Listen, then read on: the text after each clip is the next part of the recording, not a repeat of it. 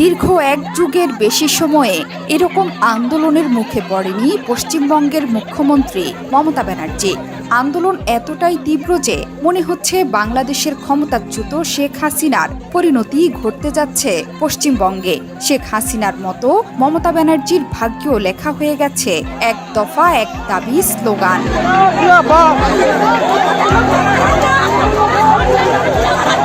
বাংলাদেশের চাকরিতে কোটা বৈষম্য নিয়ে আন্দোলন শুরু হলেও তা গিয়ে ঠেকে সরকার পতনে। পশ্চিমবঙ্গেও দেখা যাচ্ছে ঠিক একই পরিস্থিতি। তরুণী চিকিৎসককে ধর্ষণ এবং হত্যার পর যেন জ্বলন্ত উনুনে জ্বলছে পশ্চিমবঙ্গ। সেখানে এমনই উত্তপ্ত পরিস্থিতি যে আন্দোলনরত চিকিৎসক এবং জনতার সাথে পেরে উঠতে পারছেন না মমতা ব্যানার্জি।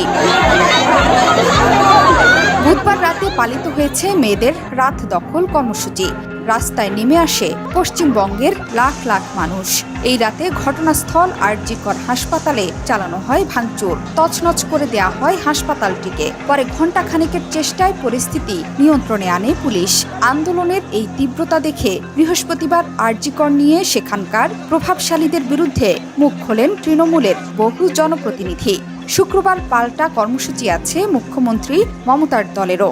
আবার আজকেই 12 ঘন্টার বন্ধ ডেকেছে বাম দল এসইউসিআই। পশ্চিমবাংলার শুভবুদ্ধি সম্পন্ন মানুষ যখন রাস্তায় দাঁড়িয়ে আরজিকর কাণ্ডের বিচার চাইছে, এই বিচার যখন মানুষ চাইছে, আমরা দেখলাম কিছু দুষ্কৃতকারীকে ঢুকিয়ে দিয়ে আরজিকর হসপিটালে আন্দোলনের ধর্ণামঞ্চ ভাঙা হচ্ছে, সাংবাদিকদের মারধর করা হচ্ছে এবং অনেক ডাক্তার নার্সদের মারধর করা হচ্ছে, ভাঙচুর করা হচ্ছে হাসপাতালের বিভিন্ন গুরুত্বপূর্ণ স্থান।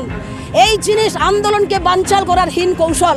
এর প্রতিবাদে এসইউসিআই কমিউনিস্ট দল এই বন্ধ ডেকেছে। এতে আমরা দেখেছি মানুষের নৈতিক সমর্থন ব্যাপক, কিন্তু আমরা জানি শাসক দলের ভয় ভীতি নানান কিছুকে উপেক্ষা করে মানুষ অনেক সময় হয়তো পথে বেরোতে বাধ্য হচ্ছেন, কিন্তু আমরা জানি এই আন্দোলন জয়যুক্ত হবে, এই দাবির প্রতি মানুষের সমর্থন আছে।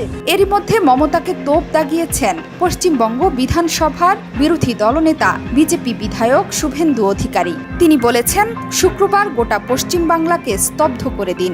আমাদের দাবি এক, মমতা ব্যানার্জির পদত্যাগ চাই, সে বন্ধ ডেকে হোক আর আন্দোলন করে। মুখ্যমন্ত্রীর পদত্যাগ চাই। মমতা ব্যানার্জি করেছে অতীন ঘোষকে, আর বিনীত গোয়েল সব জানতো, নিষ্ক্রিয় ছিল। অবিলম্বে আরজিকর ক্যাম্পাস, যেহেতু ওখানে প্লেস অফ অকারেন্স, ওই জায়গা কেন্দ্রীয় নিরাপত্তা বাহিনীর নিয়ন্ত্রণে নেওয়া উচিত। আর গতকালের পরিকল্পিত হামলাও তদন্তের দায়িত্ব সিবিআইকে দেওয়া উচিত। আমরা হনুমান পূজার দিন হামলা দেখেছি, আমরা জানি এরা কি করে। আমি জিতেছি বলে এখানে হিন্দু লোকগুলো বেঁচে আছে, সব শেষ করে দিত। আরজিকর নিয়ে সরব তারকা থেকে সাধারণ মানুষ, এর আঁচ ছড়াচ্ছে বিদেশেও। এমন পরিস্থিতিতে মমতার অবস্থা মোটেও ভালো নেই, সেটা স্পষ্ট হয়েছে স্বাধীনতা দিবসের আগে দেয়া মমতার বক্তব্যেও। বর্তমানে নিজের ক্ষমতা নড়বড়ে হয়ে যাওয়ার ইঙ্গিত দেন মমতা।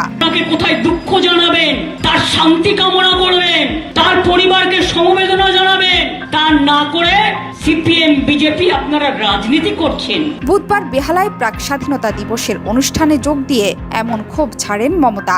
তার বক্তব্য আবারও বাংলাদেশ প্রসঙ্গ। মমতা হুঙ্কার ছেড়ে বলেছেন, অনেকে ভাবছেন বাংলাদেশের মতো এখানেও সরকার ফেলে দেবে, কিন্তু আমি ক্ষমতার মায়া করি না। এমনকি আরজিকরের ঘটনা নিয়ে সিপিএম এবং বিজেপি রাজনীতি করছে বলেও অভিযোগ মমতার। ভাবছেন বাংলাদেশে একটা ঘটনা ঘটে গেছে, আমরা সেটাকে টেনে এনে যদি ক্ষমতা দখল করতে পারি। আমি বলি, আমি ক্ষমতার মায়া করি না। আমি মনে করি যতদিন বাঁচবো মানুষের সেবা করে যাব, মানুষকে জাস্টিস দিয়ে যাব। যার জন্যই আমি ফাঁসির দাবি করেছিলাম এবং আমাদের পুলিশদের দিয়ে অনেক কাজ করিয়েছিলাম। তা সত্ত্বেও হাইকোর্টে গেলেন আপনারা। জোহরা চৌধুরী সেতু, ৭১।